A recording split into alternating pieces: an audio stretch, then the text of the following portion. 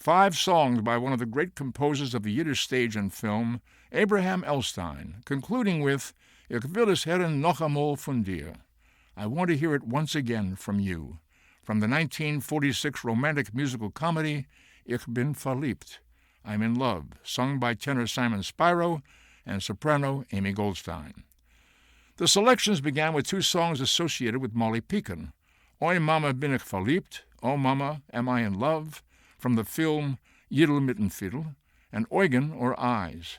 We also heard Der alte Zigeuner, or the Old Gypsy, and Der neue Scher, or the new dance tune. The mezzo-soprano was Elizabeth Shamash. All were accompanied by the Vienna Chamber Orchestra, Eli Yaffe, conducting. This program of Yiddish popular and theatrical music is part of a series from the Milken Archive of American Jewish Music. I'm Leonard Nimoy. We'll conclude with songs by the composer Joseph Rumshinsky. Neil Levin, artistic director of Milken Archive, talks about Rumshinsky and about songs by various songwriters written for live radio programs. Joseph Rumshinsky came also from Europe. He came from Poland, very accomplished in many areas. Rumshinsky, like many of the others, wrote synagogue music as well as theater music, but his first activity was theater. Rumshinsky was more than just a composer and songwriter for the theater. I mean, he was more of an impresario, I think, than the others. I mean, he really kind of had power. Rummy, they called him.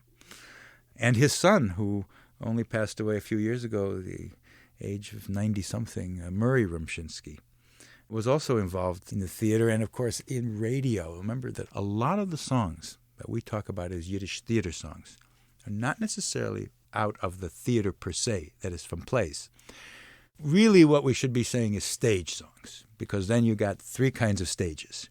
The stage of the Yiddish theater, meaning a song from a show, from a full-length show with a single plot and so forth.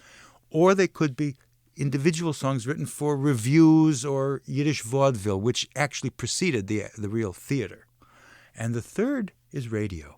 Radio not only programmed and made famous dozens and dozens, hundreds of songs that were hit songs from certain plays in any given year on Second Avenue, but it also engendered new songs, because there were all day long, 7 days a week, radio broadcasts, especially in the New York area, but other cities as well, devoted to Jewish music. And it wasn't just 1 or 2, many stations. In Brooklyn alone, there were stations. In New Jersey, in New York, Chicago, the Planters Peanut Hour, the Maxwell House Hour in New York. Maxwell even had their own choir called the Instant Maxwell House Choir, which did cantorial things too, and so forth. These were all jobs for people. The artistic director of the Milken Archive, Neil Levin. Joseph Rumshinsky arrived in the United States in 1904 and soon became the leading composer for a burgeoning genre of popular Yiddish theater, as well as an important conductor and impresario on Second Avenue. He wrote more than 100 Yiddish operettas and probably more than 1,000 songs, including numerous memorable ones, both comic and sad, romantic and nostalgic. The Milken Archive has made new recordings of many of his Yiddish theatrical songs issued on the Naxos label. Here is a selection of them performed by Amy Goldstein, Bruce Adler, Nell Snadis, Joanne Bortz, Bentzian Miller, Simon Spiro, and Robert Bloch.